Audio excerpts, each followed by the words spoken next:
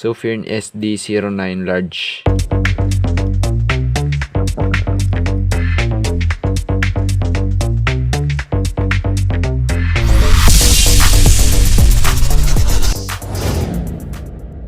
Hello mga sir.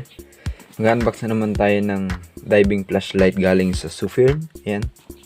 Yung una na in-unbox at na-review natin na Sofirn SD09, yung small version ito. Ito naman ay large version nun. Dalawa kasi yung battery. Ito yung box niya. Tingnan natin yung kasama sa loob ng kanyang box. Yan, syempre hindi mawawala yung double charger. Ayan.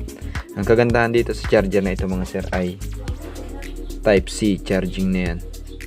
Ayan.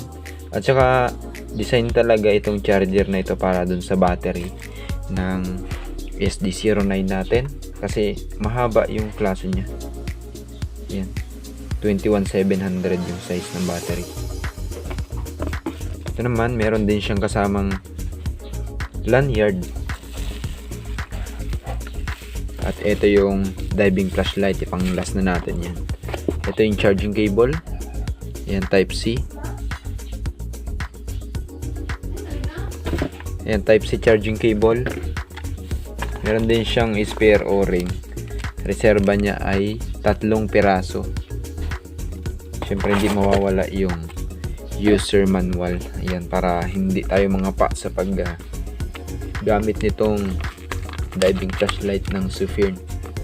Ayan, nakalagay dito yung mga specs, kung ilang lumens dun sa kanyang low. Ayan, 500 lumens. Yun naman sa medium niya ay 1200 lumens. Yun naman sa kanyang high ay 3400 at yung pinakamalakas ay 6800 lumens. Sa kanyang strobe ay 3400 lumens. Ayan mga sir. At 100 meters siya pwedeng ilubog sa tubig. Napakalalim na nun. Tingnan natin yung diving flashlight. Ito. Ayan no. Ito yung kanyang body. Yan, ganyan siya kahaba. Yan. Sofirn SD09 large. Ito yung kanyang switch dito sa side ng kanyang body. Tapos 3 yung kanyang LED. Yan, 3, 1, 2, 3. Tingnan natin yung kanyang battery kung gaano ka haba. 2 pirasong 21700. Yan. Yan, 2 piraso. Tingnan nyo yung charger niyan. Ayan, saktong-sakto lang ito kasi kapag gagamit tayo ng ibang charger, sikip itong battery natin. Ayan. Yan din ay gold plated spring, double spring gamit para maganda yung contact ng battery. Ayan. Subukan na natin itong kung paano natin magagamit yung kanyang switch. Sa pag on natin mga sir, dito lang full press natin yung kanyang switch dito. Ayan. Kapag tayo gagamit, siguraduhin natin mahigpit para hindi pasukan ng tubig. Ito yung switch nya. Ayan. Yun yung low, medium na ito. High. Tapos turbo. Meron siyang quick access dun sa strobe. Bilisan lang natin ng pindot ng 2 sunod dito sa switch nya. Ayan. Lakas. Sobrang lakas nito. Kapag papatay natin, dig-inan lang natin yung kanyang switch. Ayan. Ay, susubukan agad natin ito sa dagat, syempre.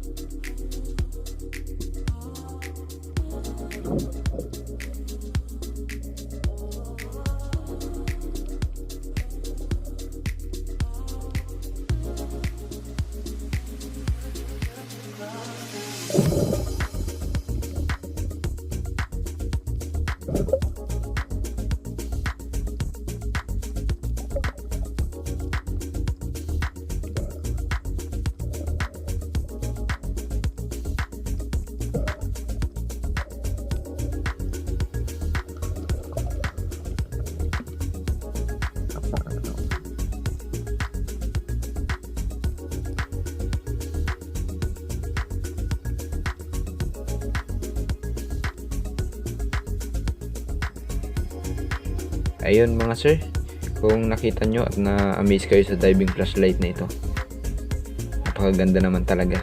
Para sa atin, yung switch nya, yan, matibay yung klase ng kanyang switch. Tapos yung body nya, talagang portable, kaya nating hawakan ng buo. Ayan, hindi kagaya dun sa iba, mataba yung katawan.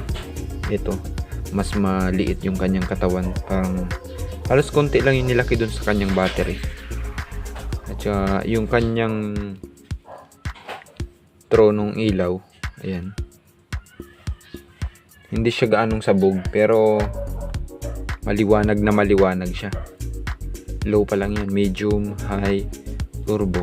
Ayan, oh, sobrang lakas, 6,800 lumens pa naman.